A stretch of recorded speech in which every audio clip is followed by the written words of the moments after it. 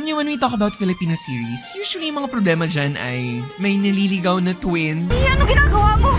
Parati na lang ako sumusunod sa'yo. may sampalan sa staircase. Ay, sasabi! Alam mo na kung ano mangyayari, diba? So when I heard about the new series, yung The Silent Noise, no? Sabi ko talaga parang, teka lang, parang iba to ah. Teacher sa uni. Anong basa mo? Tumalon, foul play. Bakit parang mas matindi pa to kaysa sa family group chat namin? Intense! First of all, no, let's talk about Angelica Panganiban, no? Miss Santa Angge herself.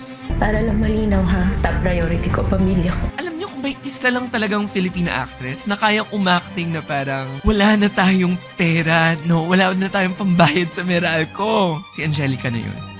Like, siya na yun eh. Sasabihin natin kung anong totoo.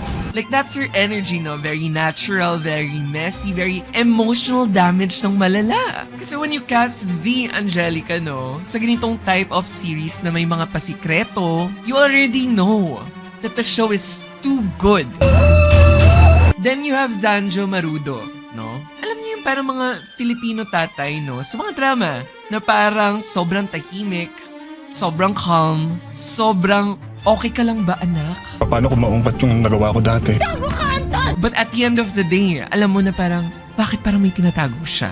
Bakit iisipin ng mga tao na may kinalaman ako sa kamatay ni Sam? Let's be honest, no? A lot of Filipino families has this culture na parang, wag na natin pag-usapan yan. Ayusin na lang natin to quietly. Basta tayo, pamilya tayo. And you know, on the surface, like, everything just looks and feels normal, di ba? Pero yung totoong problema, naglalagablab sa likod.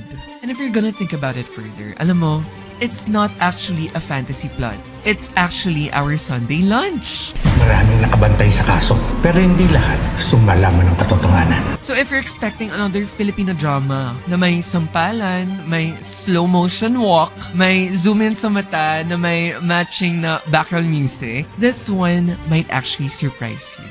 And honestly, I am fully seated sa family chaos na to.